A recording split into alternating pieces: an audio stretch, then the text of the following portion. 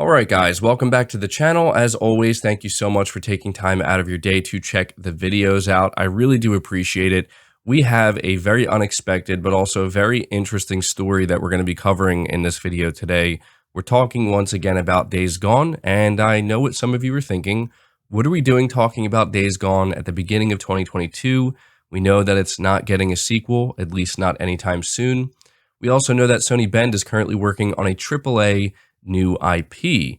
So what gives? And I have to admit, I wasn't expecting to be talking about Days Gone at this point in time either, but we have Jeff Ross, the director of Days Gone, taking to Twitter and revealing some, as I said, very unexpected information about Days Gone that may surprise some of you, but it will also give us a very good idea and a better understanding of how Sony viewed this game internally. It might let us know why Sony decided to not give it a sequel, which I have to tell you, when we go over this information, you're probably going to be quite surprised as to why Sony didn't give it a sequel. Not that we have the exact reasoning, but it's pretty clear at this point why Days Gone didn't get a sequel. You'll know what I mean when we go over it. For those of you who've been following the channel for a while, you know that I was very excited for Days Gone when it launched. I was a big advocate for it. I made a bunch of videos on it, and I really did enjoy the game. And I'm sure many of you recall that. And I was equally disappointed when I found out that, apparently a sequel pitch was rejected. So before we dive into this, be sure to hit the like button to help the video out and show your support. Hit the subscribe button if you're new, and be sure to leave a comment down below letting me know if you've played Days Gone. I'm going to be very interested to see, how many of you actually played Days Gone, whether it's on PS5, PS4, PC. Let me know down in the comments below, did you play Days Gone? So we're heading over to Jeff Ross's Twitter account. It's worth noting he is no longer with Sony. He was with Sony Bend for pretty much his entire career, and after the launch of Days Gone, or not too long after the launch of Days Gone, I'm assuming around the time a sequel was pitched and rejected, he ended up leaving as, alongside other veteran Bend developers. And he quote tweeted a Game Informer article, and the Game Informer article said Ghost of Tsushima reaches another fantastic milestone with over 8 million copies sold. And here's what he said.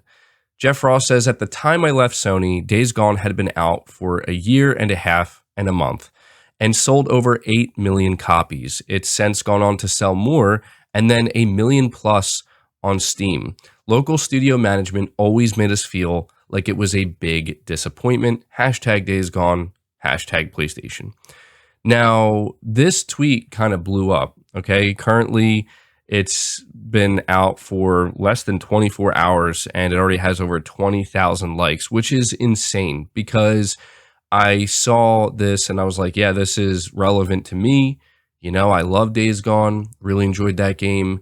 I know a lot of you did, but I did not expect a tweet like this to kind of start trending. And that's what made it very fascinating to me, is on Twitter, it was actually trending. I saw Days Gone trending, and I just, again, not one of those things you would expect to be seeing at the beginning of 2022, considering that we haven't heard anything about Days Gone in quite some time. But what's also interesting about it is how much people seem to care about what Jeff is saying here. And if anything, I think it speaks to how many people really did enjoy Days Gone. Now, obviously, we don't need to see it trending on Twitter to know this. We don't need to see all of the positive things people are saying about Days Gone, although it's not all positive, and we'll discuss that in a moment.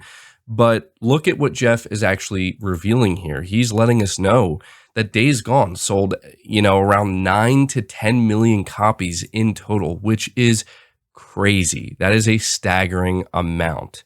That is pretty much the equivalent to what we see games like Horizon Zero Dawn and, as this article from Game Informer points out, Ghost of Tsushima doing. Ghost of Tsushima sold 8 million copies, which is a huge success as well.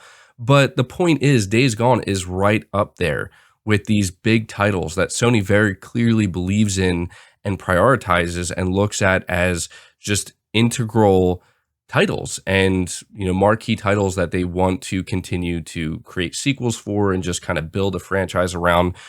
And apparently Days Gone just wasn't that, even though it was extremely successful. And some people are feeling very disappointed about this. And the conclusion that many people are coming to at this point is, well, it's obvious that Sony decided to pass on a sequel and even rejected a sequel pitch because of the Metacritic score, because of the reviews that Days Gone received. And I think that this is incredibly unfortunate if it's true, because I was there day one with Days Gone, and I had a few minor bugs here and there, but maybe I'm an outlier here. My experience with Days Gone was not what a lot of other people were saying, where they were saying it's a complete broken, buggy mess.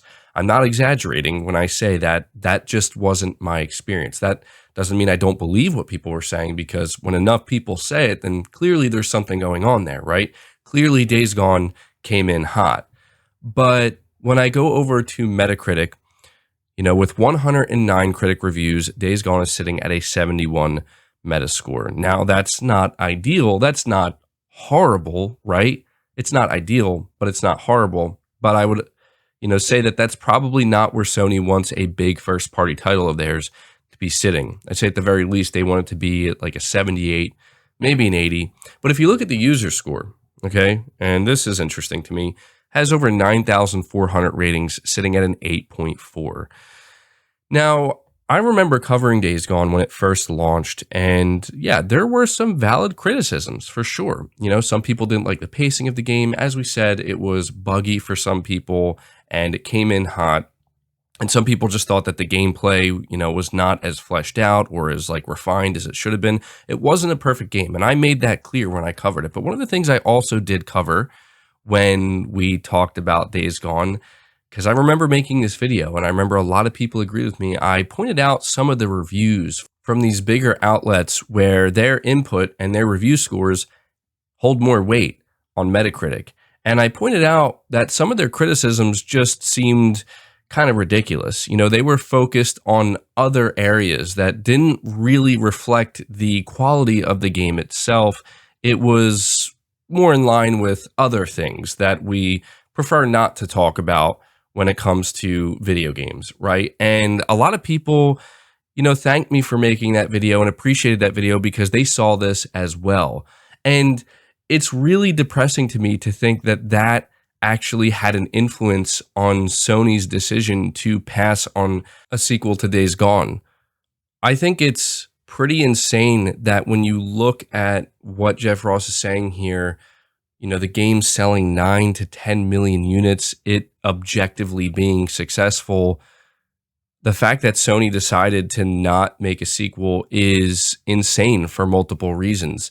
The biggest reason is that would have been the safest thing to do. Now, this is where things get interesting, because I can't say that it's a negative reflection on Sony. I mean, you can kind of view it both ways, and I can see it both ways, where you can see it as a positive thing because it means that, well, Sony cares so much about the quality of their games that they're not willing to just greenlight a sequel for the sake of sales. Sales essentially are not the only thing that, motivate Sony and, determine the decisions that they make. And that can be a good thing for sure, because you don't want that to be the only thing, right? You want it to go beyond that. You want them to care about the quality of their games and whatnot.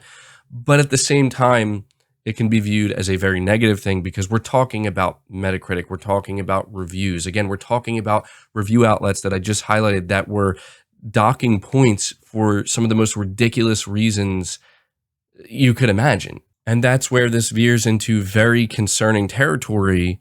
And you have to ask yourself, how much does Sony actually care about review scores? How much do they actually care about Metacritic? And if the answer is too much, then that is not a good thing, because I think we can all say that there have been those moments in life where you pick up a game and maybe you heard that it wasn't the best, it wasn't even that good, it had, not so great reviews, it was kind of deemed mediocre, and you play it and you're like, what are these people talking about? Like, this is great, I love this.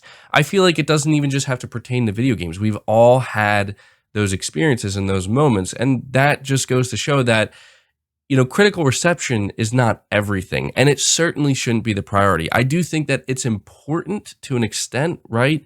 If Sony cares about their reputation and they care about being perceived as like the highest quality, there's nothing wrong with this. But at the same time, I feel like you also have to be able to give things room to breathe and to grow and to understand that sometimes you're going to get a AAA title that for one reason or another is reviewed at a 70 or 71 on Metacritic, but has a user score of 8.4. And that game is probably worth, greenlighting a sequel for and giving it a second chance and, allowing them to really build off of the foundation and achieve its full potential. There are quite a few people who feel similarly to Ghost of Tsushima when it comes to their overall viewpoint. There are quite a few people who I've seen come out and say, yeah, Ghost of Tsushima is overrated, it's generic, it's not doing anything new. I don't feel that way about it. I think Ghost of Tsushima is amazing, but I'm just saying that there are a lot of people who do feel that way.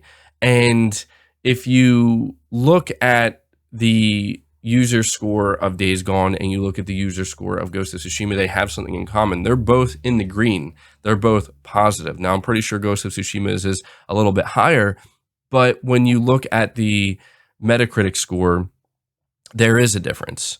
You see Days Gone sitting at a 71, and I believe Ghost of Tsushima is sitting somewhere at like an 81 and 82, something along those lines. And there's almost like a 10-point difference here. And it's just depressing to think, like, is that what ultimately made Sony or whoever was in charge at the time?